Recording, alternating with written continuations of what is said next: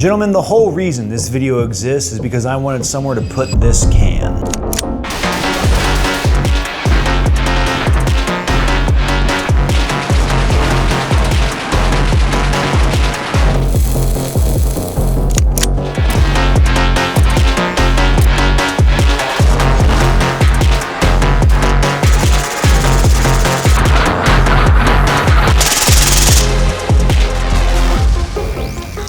Now this silencer in particular is for the MCX Spear chambered in 6.8 or 277 Fury. We did a video on it a while ago and I had this can laying around. Now funny enough, as a gun tuber, companies are always trying to send you products and materials that they can show off to you guys in hopes that you get like your weird consumeristic bug. Now this can was sitting around and sadly a lot of companies don't often send me a bunch of silencers, so I try and make do with what I have. And I was playing with this thing and I was taking a 5.56 SIG muzzle brake and I was kind of like messing around with it because I knew I couldn't use it on a 30 cal because the sizing is different, but I knew that 6.8 is bigger than a 5.56, so with this 5.56 muzzle device adapter, I tried it out and it fit perfectly and it sparked an idea. What if I use this 6.8 can on a SIG MCX Rattler LT chambered in 5.56? Now I do love it when a plan comes together because I went out and got a SIG Rattler chambered in 5.56, threw this can on there and it worked flawlessly.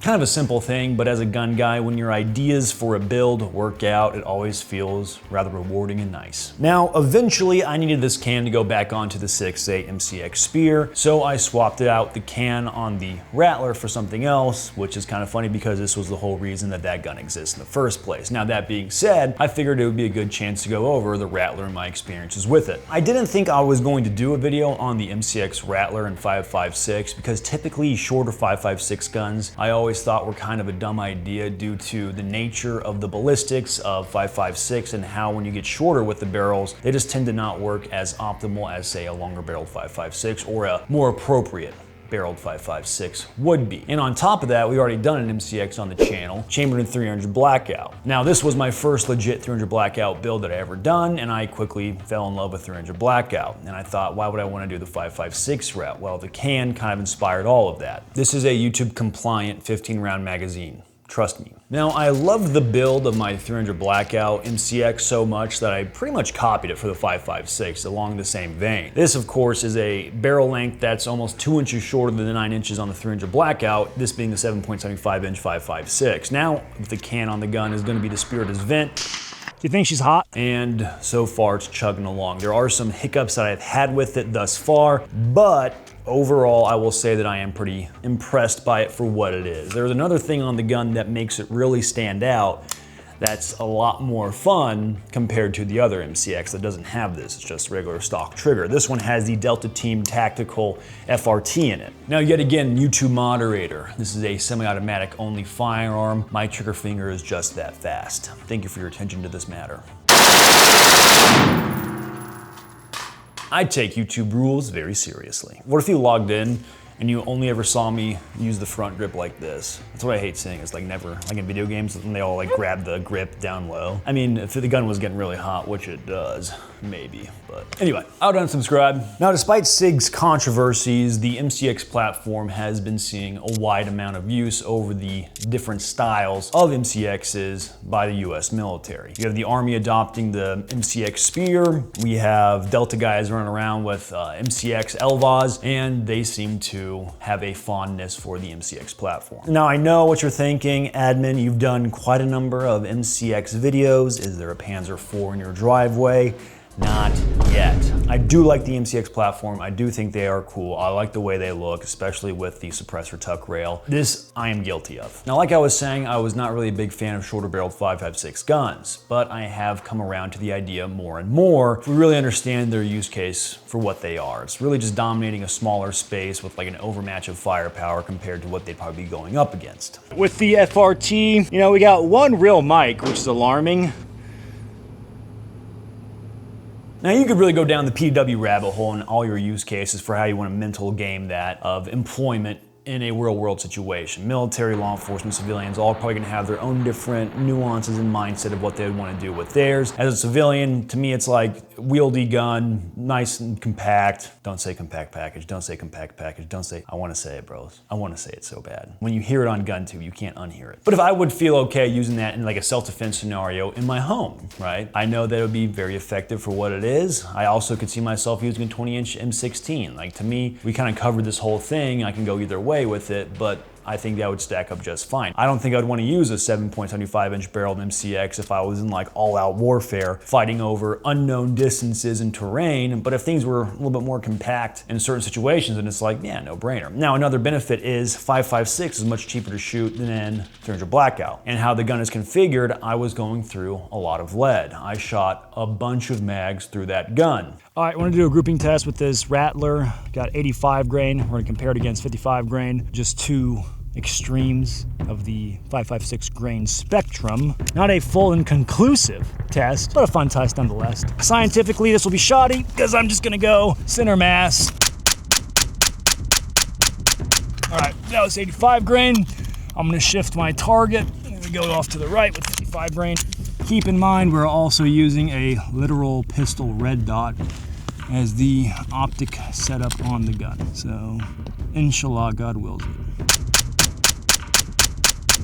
You know, we're seeing a pretty wide spread. Using an Acro P1. This is the grouping of the 85 grain. Keep in mind, I'm like shooting for this rough area, and here is like the majority of my group. It doesn't look amazing, but we're using a very short-inch barrel 5.56 with a less than ideal optic setup. Just what I have on the gun, seeing what we can do with it. Keep in mind, I'm also probably the weakest link by far. Now, if we move over to the 55 grain, take a mental snapshot of that last one.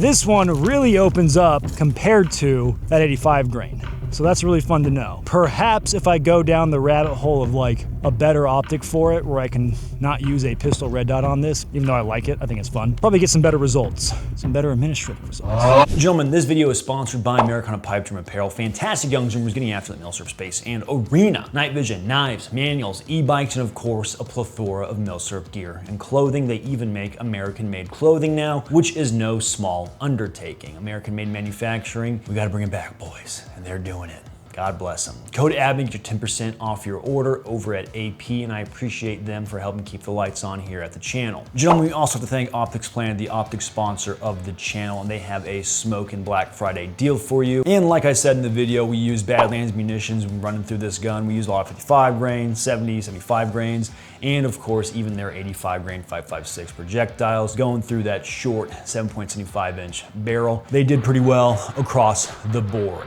And they are a local Arizona company making a bunch of cool stuff. I appreciate those guys very much. Now, the Delta Team Tactical Trigger in the MCX requires a little latch reset bar in the upper receiver. Once you get that installed, you're off to the races. Initially, I had mine installed, went to the range, tried it out, wasn't working. It was too tight in there because it needs a little wiggle room to reset the trigger to move back and forth before reset. Once that was sorted out, it was off to the races and the gun did phenomenal. One thing I noticed is how hot it got very quickly, thus the hand wrap on there to help mitigate some of that heat going into my hand. Even using gloves, the thing starts to cook. That's why there's an H&K vertical grip on there to help with when that gun gets too hot, getting my hand away from that barrel and getting suppressor as quickly as possible. I'll give the mad props to this cold tack handguard thing, because in the process of shooting this video, it has been so hot once you get past like mag 2 on that rail that this is actually a really nice addition. Like, I can grip this thing, whereas anything else, rail's cooking, dude. So that's kind of nice. Now, for the most part with the Delta Team FRT in there, it was doing really good until recently. We're getting some, I think, failure to reset. So it's like you'd be shooting, all of a sudden the gun stops. You know, you have a live round in the chamber, so you'd have to reset or cycle that round out, then you can get back to shooting. So it's not a 100% reliable thing in my mind compared to, say, a fully automatic platform. But for what it is, I still think it's a very fun gun. And that's kind of what the goal was with that firearm, was to build out a very just fun gun to shoot that has a more so hint of practicality and or a lot more practicality, depending on how you want to look at it. I say hint, but really it's a pretty practical gun. Now, one thing working against it is when you have the gun not in full semi, is the semi-only setting, the trigger is not that impressive. It's not a terrible trigger pull, but it's not the best. Like if you're running a dedicated Geisley trigger in there, you'd probably feel a lot better. But the fact that you have the option to go into the FRT with another flick of the switch, I do appreciate. You know, the gun setup itself is very similar to the 300 Blackout that we had on the channel before. Mod light, white light, you have a knockoff Sumo Gear Ingall, because yet again, I think it's fun. It's a running joke. I'm trying to buy enough of these to where I could afford a real Ingall. And then we have the Aimpoint Acro, all of course in my trademarked, copyrighted RAL 8000 bad rattle can job that I think is a work of art. You either love it or you hate it, and brother, I love it. And of course, a big standout feature is the Virtus rail on here. I dig the look so much. You still get access to your gas setting in there. It's a little bit more tucked in there, I will say. It's kind of hard to reach now that I have the Coltac wrap around it, but it gets the job done. And it's a really fun gun to go out and shoot. It puts a smile on my face. If anything, the FRT kind of spices up going out to the flat range and dumping rounds because you're so used to either doing like monotonous training or shooting guns normally that the FRT and something like this feels very fun. Like it's kind of refreshing. Science.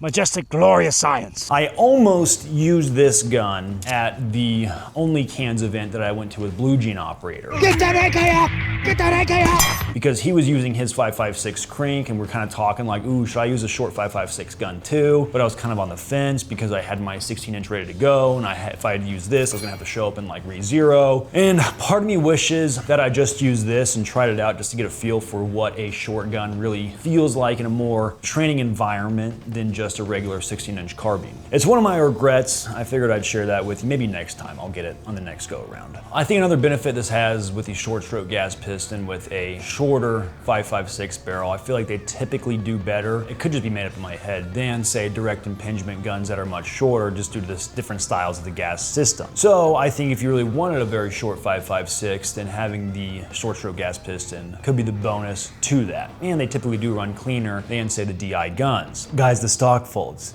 You can fold the stock. Wow! Boop, boop, boop, boop, boop, boop, boop. FBI, open up! The FBI has caught you for liking too many cat girl photos on the internet, you freaks. Now, one thing I like to do when it comes to firearms is kind of see their pop culture significance across the board. Now, there are a lot of MCXs used in pop culture, movies, TV shows, video games, but the MCX Rattler is kind of anemic in that department. It's more specifically the Rattler. Looking at the list, and it's like a handful of TV episodes, mainly from Magnum PI, Hawaii Five-0, and SWAT. And like one of them is like used by an Israeli mafia member, which is kind of funny. I think the one video game it says for the Rattler is Arena Breakout Infinite, added in Season 2, 2024. So as far as Rattlers go, pop culture-wise, not that much of a heavy hitter. It seems like the other MCXs get much more daylight. And to the MCX's credit, as a platform, I think it does do a good standout job of looking really cool. That's one thing I do want to give these guns credit for with the MCX platform is that, in my mind, they do look cool. Yes, they had their problems when they launched. SIG works them out typically. Maybe it's always good to be like the second or third draft whenever these guns come out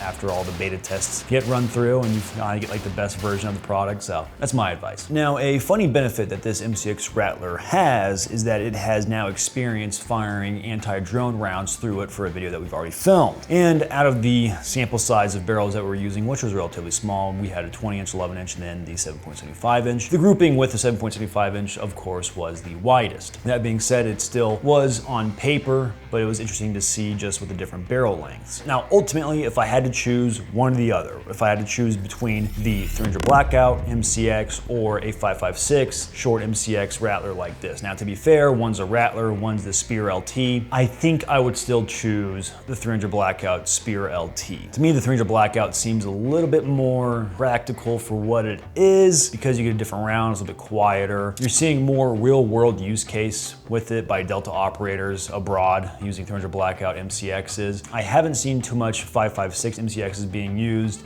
in the very short variant. We of course still see MCXs being used by other groups. I often think of the UK CTSFO using 5.56 MCXs or 300 Blackout. But all of that to say, I'd still probably go 300 Blackout. This to me was just a very fun build, trying something out and giving it a go. I think it was neat. I think it was a fun experience. Happy I did it, and I wanted to share it with you guys. I got nothing else. Godspeed. Welcome to my Arizona Bajan, my desert, my Arrakis, my dune.